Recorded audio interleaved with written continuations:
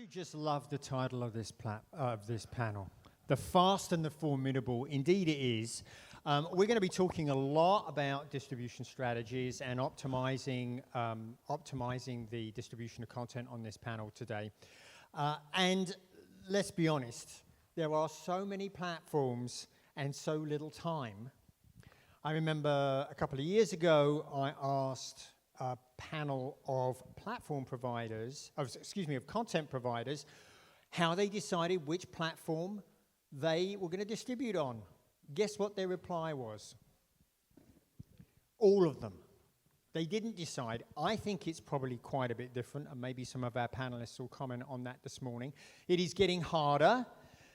In the last year, we've seen, I think, at least four FAST platforms launch. TCL Plus, TiVo Plus launched in the US, Philo launched a FAST platform, and DirecTV also launched one.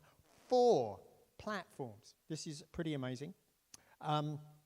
We'll be talking about a lot about that, but optimizing your presence in all of this is a huge challenge. So that's what we're going to be talking about this morning. I do want to just make one qualification. My thanks to Alan Walt for this definition. Let's make sure I get it right. FAST stands for Free Ad-Supported Television. It includes linear and on-demand. So Tubi's in, Pluto's in. So, okay, so we're just clear. When I'm talking about FAST, that's what we're talking about. Great. Now, I'm actually not going to introduce my panelists. I'm going to ask them to introduce themselves. And as they do so, I want them to answer an opening question, which is, can you explain how your strategies for audience growth, content monetization, and distribution have changed in 2025? And for platform providers, maybe you could talk about some of the partners that you're working with. So why don't we start with you, Kyle? Hi, everyone. Pleasure to be here. I'm Kyle Espinosa. I'm the VP of Global Channels Programming and Data Analytics for Fremantle. I run the content programming and scheduling for a linear OTA network and a set of 20 FAST channels across 300 endpoints globally. Also run the data analytics group where we transform raw data into insights to propel our business.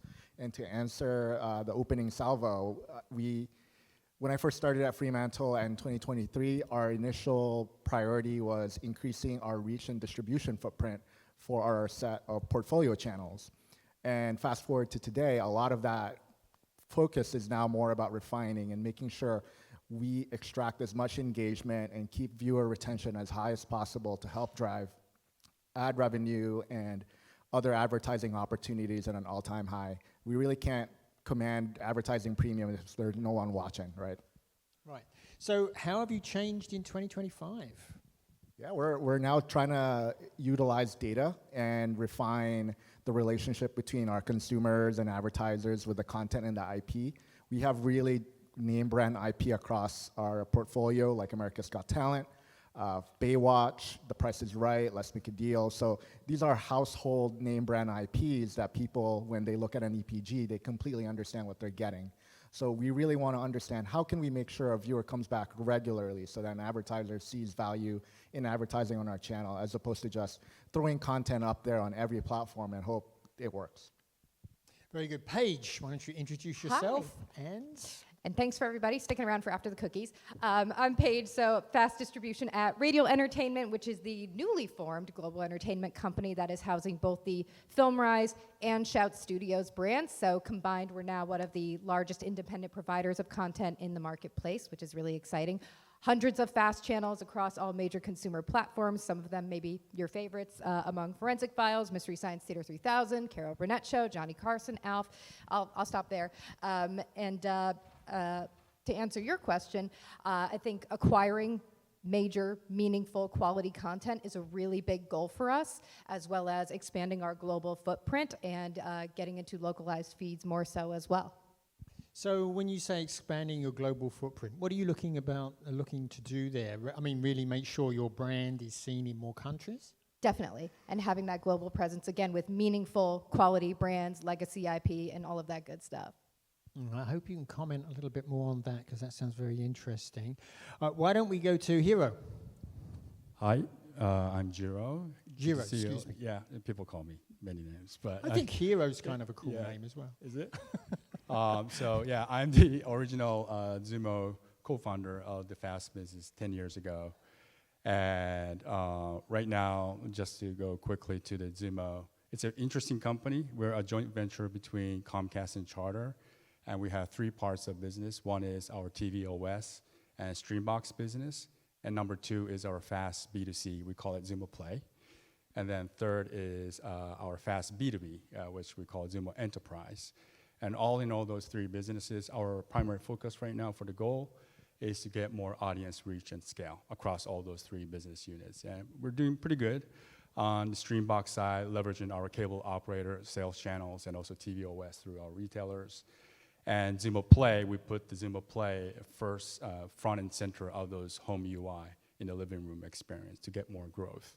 And the last one is the enterprise. It's a very unique that we connect many partners' channels to the FAST platform, thousands of channels. And one of the opportunities that we see recently is the channels integrated into the pay TV side. So virtual MVPDs and MVPDs start carrying more FAST channels to give more content choice to the consumer. So yeah, we're pretty excited to see that growth. So is that something you've started doing quite recently, bringing those FAST channels into pay TV as well? The first one was with our parent company, Xfinity, is 18 months ago. I think it's about 2 years ago that we started to provide channels into those legacy or traditional cable subscribers channels. And then from there, we started to deploy more to Cox and Rogers and others. Because I know this is a strong strategy of places like Fubo. Fubo's definitely reusing a lot, as is Philo. Yes, we also support those channels. Oh, you the do? Partners too. We connect channels to those Very good. partners too. Cameron, you want to introduce yourself and take a swing at the question? Yes, hello, excuse me, Cameron Douglas with Fandango. I head up our video businesses primarily under the Fandango at Home banner. And I know, Colin, you asked us not to sell our platform and how we operate in this space, but we're kind of the opposite of Jiro right now because we're being spun off from Comcast into a new company called Versant, which is set up to be a modern media holding company with iconic brands. On day one, we'll already have established leadership positions in 4 basic verticals. One is political news and opinion, which used to be MSNBC, is now MS Now, which is our first rebrand. Business news and personal finance under CNBC. Golf and athletics participation, which is all of our golf brands and our sports and recreation businesses. And what's interesting to most of you here is our sports and genre entertainment. So that's USA, E, Sci-Fi, Rotten Tomatoes, Oxygen, and Fandango. And I'd say under Fandango and Fandango at Home, the thing that we're looking at the most in 2025 that's changed is really the interplay between Fandango and our historically core ticketing business and Fandango at Home operating 2 separate businesses within Fandango at Home. Transactional VOD, which is a stable, flat to slightly growing business, and our AVOD business, and seeing how those audiences and customers interact with each other across those 3 things, ticketing, AVOD, and TVOD. You know, we had a moment during the pandemic when I thought that we would see much more activity in TVOD. We were using PVOD, right? Premium VOD at that time. It seemed to have cooled. I think TVOD is an underused opportunity for monetization. I mean, particularly in that 2020 era, it was huge. That was really the growth of 2 things at the same time. It was the growth of, or the introduction of PVOD, premium video on demand, to consumers, because theatrical basically didn't exist for a while there.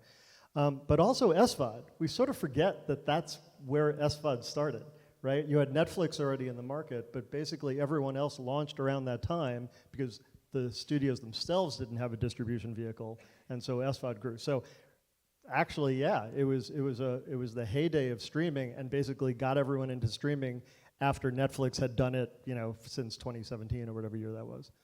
2009, I guess. Indeed. Scott, last but not least. Thank you. Scott Alexander, I'm the general manager of ViewNexa. We're a streaming media platform that works with businesses and media companies. We do streaming video, fast channel distribution, and we build connected TV and mobile applications. So specifically within 2025, we've been taking our customers and moving them into multi-point monetization strategies. So thank you, Laura, for setting that up perfectly.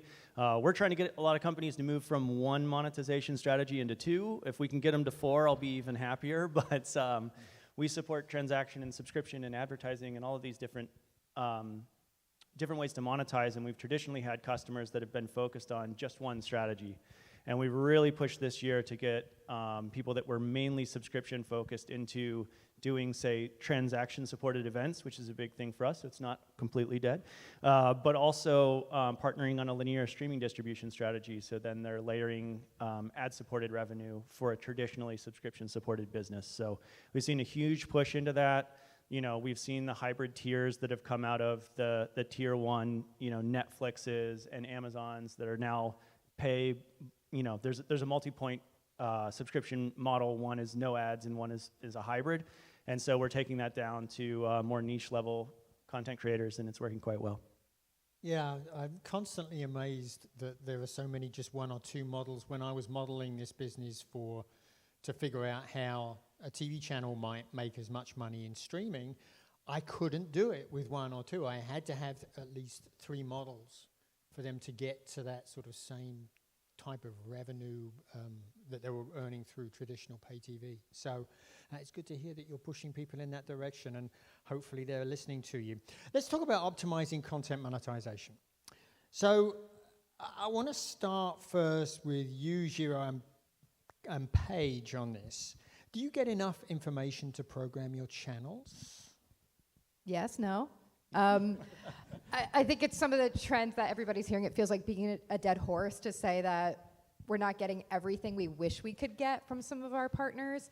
Some of that, unfortunately, is kind of gate-kept, which is really tough because how can we super serve your platform if we don't know what's working well on that, which is a similar trend that you might also see in the advertising space, right, where some of that first-party data is just siloed, so it makes it very challenging to feed that back. So we do the best we can, but I'm always an advocate for please give me as much data as humanly possible so that we can make more informed decisions about what we're programming, when, and for what platform, because what works somewhere may not work as well in other places.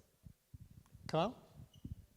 Yeah, I think the fragmentation of platforms and not allowing uniform normalized data across every platform to create this insight that travels for programmers to help iterate on channel programming is a disservice for platforms too, because why would you gatekeep something that allows a channel programmer to help increase watch time, increase the audiences on the platform those channels are on? I came from large media conglomerates, Warner and Nickelodeon. I completely know the level of first-party data that's available, and switching over to Fremantle, where again it's a little bit more challenged. There's just so much gaps, and we have been really creative with trying to create proxies and comps and leveraging AI to get insights that help us drive proper decision making for programming and not just for advertising as well. I agree. Jiro, talk to us a little bit about the information that you're feeding back through your platforms to those partners and how you see them leveraging it.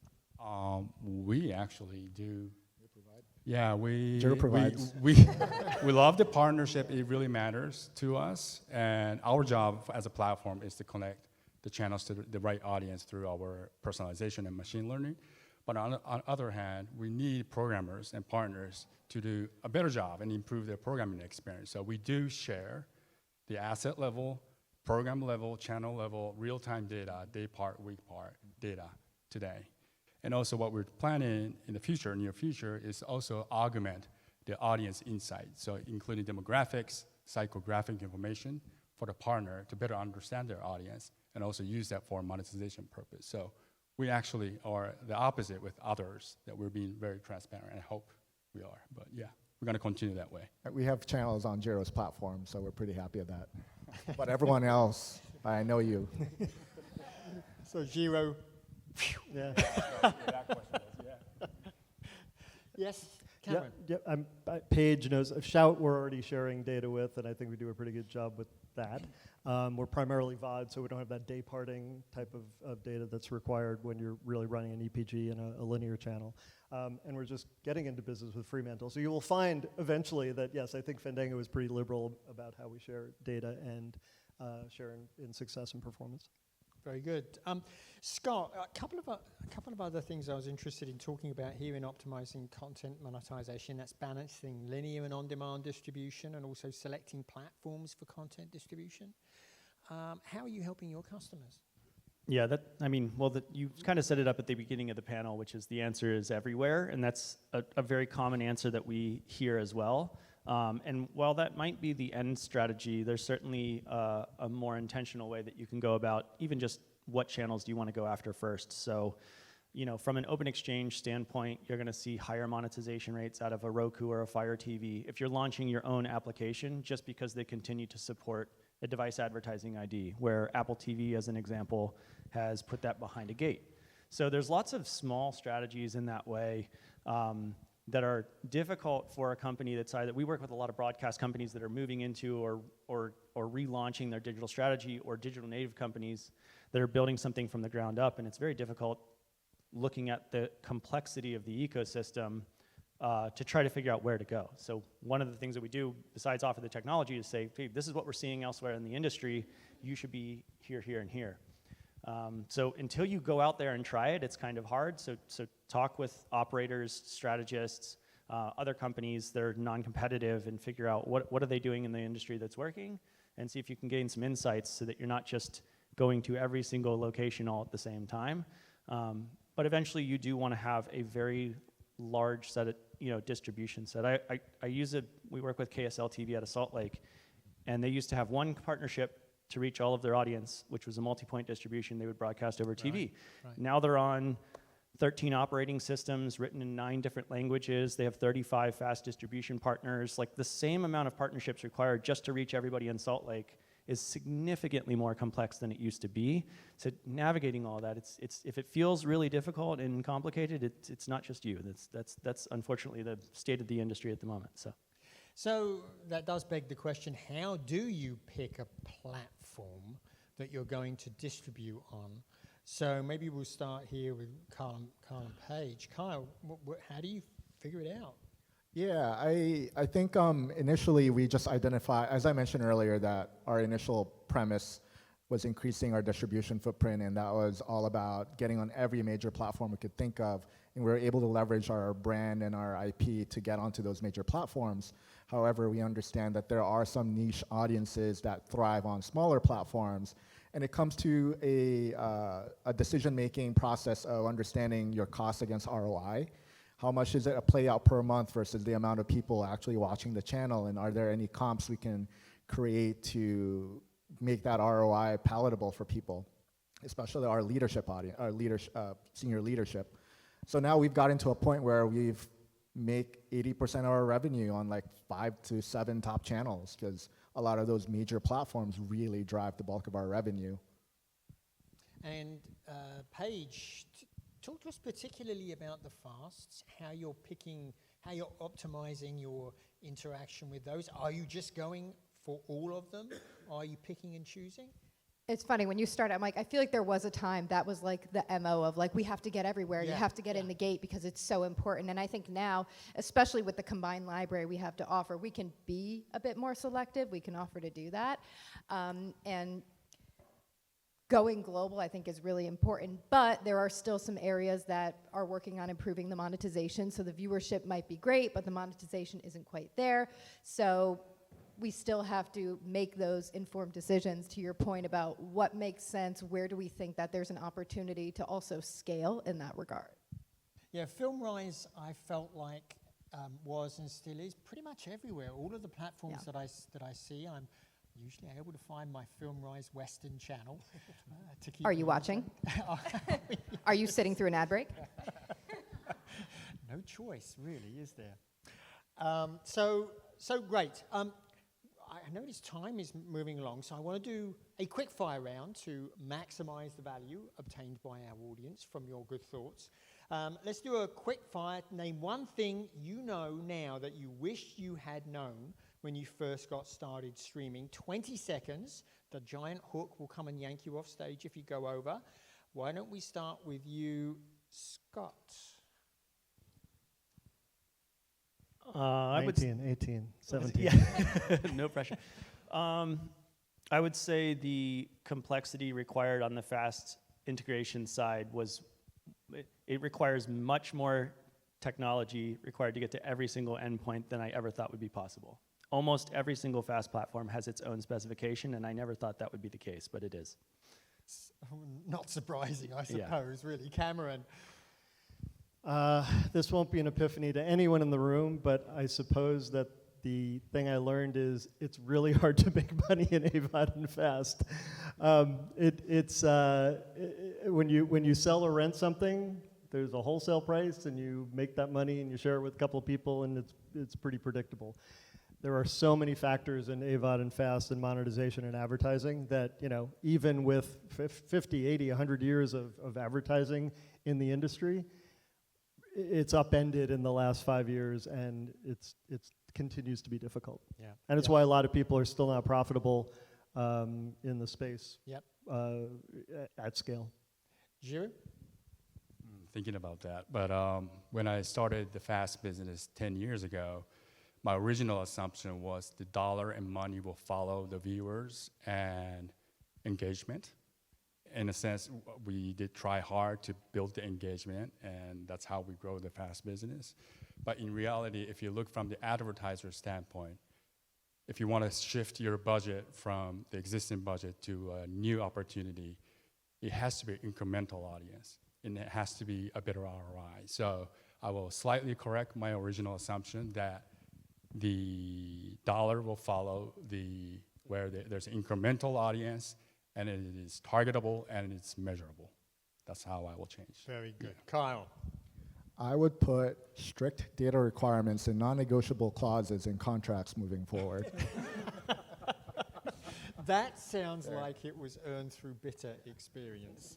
Paige? Oh, that was quick. I'd say don't stay comfortable. I think you have to be ready to be really nimble, because things that may have worked like years ago are not working the same way they might now, and partners are constantly changing their requirements, needs, and what they want to fill their platforms out. And let's stay with that sort of theme and talk about fasts specifically. How is monetization going with fasts, Paige? It's going. I think it's challenged in the sense that there is some compression in the ads. I think everybody kind of knows that, but we're still seeing viewership rise. So we're pushing it, and we're fighting the good fight. And I think bringing that quality content to the market is really going to make the difference. And we like to set ourselves apart with really unique streams and things that make our feeds really different. So whether it's live events or involving talent at a really close level, we have great relationships with our licensors. Really helps us set ourselves apart and be more enticing to advertisers. Yep, and Carl? With the flooding of platforms and channels, everyone knows the ad market's getting really squeezed out there. So there's even more reason for us to strengthen up our position as strong channels that people go back to, whether it's a brand channel or a genre channel or a name brand IP, giving a reason for viewers to reach out and find film-rise westerns or Baywatch or Price is Right and make that a habit of our day is really what we're focused on now because of the challenging market. Yeah, very good. I originally didn't think I was going to ask this question, but I'm going to ask you about AI. It is a theme that we've seen running through the conference both this morning and this afternoon. And I wanted to ask you more specifically how you're using it today, how it's impacting your business, either, well, hopefully positively, otherwise you wouldn't be using it. So who wants to opine first on this question of AI? Cameron? I can start, yeah. We're trying to maximize both consumer and enterprise AI tools wherever possible. I think some people are way ahead of us, some people are way behind us, but for example, here's a really mundane example that my programming team uses. Using OpenAI, right? Let's say we have 500 TV series, and we've acquired those through various means. Okay, categorize those into 10 different groups. so I can program them on my storefront. I could have someone literally sit there and look at 500 titles of things and figure that out on their own. ChatGPT is going to be a really good start for that. And that gets you a basis of programming that you can then riff off of. So I'm wondering, Scott and Jiro, if you're using it in the back end. Let's start with you, Scott. Yeah, absolutely. So we work with a lot of local news organizations, and there's a lot of sensitivity about feeding those into models. So one of the things we've been really careful and diligent about is using open source models on isolated infrastructure. Said in easier to understand terms, it doesn't feed into OpenAI and ChatGPT, but we've implemented LLMs to do things like auto title, auto description, even tagging, and then something that's a really menial task like adding an IAB targeting category against every single piece of content that's uploaded. It's something that an editor certainly doesn't want to take the time to do because we ingest 400 hours of content every single day.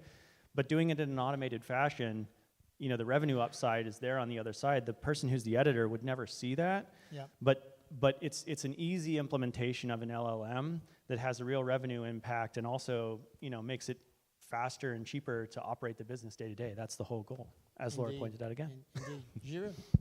Yeah, well, two parts on AI that we use today. One is, like we are on the enterprise business, we're connecting so many channels to global international markets. So there's growing OpEx and CapEx to maintain those channels. So there's a lot of workflow optimization using AI. That's like no-brainer, we're doing that. Number two is on the ad experience side, that a lot of the companies, I think, we're looking carefully at the content metadata, content viewership, but also not really about the ad viewership. That's the area that we're investing a lot to make it, for example, doing more dynamic ad load insertion depending on the user type to change the ad length, timing of it. Those are things that we're trying to optimize using AI. Very good. So we're almost out of time. So I want to do one last quick fire question to see us out. That question is, what opportunities in streaming TV do you see in the next couple of years? Why don't we start with you on this, Paige? Okay, I'm going to go with engagement and interactivity. I think live is going to be a really big component for FAST. We've done some of it in the past with like Mystery Science Theater 3000, the Turkey Day Marathon. It's coming up next month. We've also done some special events with folks from like Power Rangers to talk about Super Sentai, and I think you're going to see more and more demand from that, especially from an advertising perspective, because it adds more value to your channel, sets you apart. Kyle? I kind of want to cheat a little and go back to the AI to tie back into this question, is because we're using AI now to unearth and upscale catalog that allows people to thrive in the niches and allows AI for my teams to really upscale their force multiplier capabilities. I have small teams that with AI, have allowed us to function like a larger data team. We're able to do crazier data science capabilities on a small fraction. And same with content, where AI has allowed us to localize and normalize data at much cheaper, fast, palatable revenue incomes. Very good. Jiro? Optimizing the content discovery in the living room. I think there's a lot to do. There's still fragmented on how users find the content. So we, as an OS company, we're trying to make it more a content first rather than app first to let user find it easier. And I think the AI will also take a critical role to optimize that experience. That really resonates with me, particularly in the linear guides. I really struggle. I was looking for America's Test Kitchen's country gourmet thing. I forget what it's called. Country. I was looking for this channel, couldn't find it anywhere. I had another reason. It wasn't for me. It was for somebody else. Cameron. Could think of 3 or 4. Live. Better audience development. But the biggest one for me would be personalization, number 3. It's a version of what you just said. And number 4 would be EPG optimization. And what really is the next EPG? Right? That's the thing that got people into it because it was comfortable and familiar to a 50-year-old that was used to cable. But what's the next version of that? I don't think we've figured that out yet as an industry, or as an individual platform for that matter. You know, I think I've been talking about the inadequacies of the linear guide for my that was for you, Colin. entire career. Goodness. And you have the last word, Scott. I will expand on that and call it hyper-personalization, just to distinguish it a little bit. But as we look at generative AI and what we can do for curating even just the discovery page as an example, a place where personalization can go much, much farther than I think we've gone today. I think we'll see that leaps and bounds from where we're at now on October 25. Very good, and I think we're just about done. Thank you for your attention. Thank you, panelists. Thank you. Thank you. We're done. Thank you.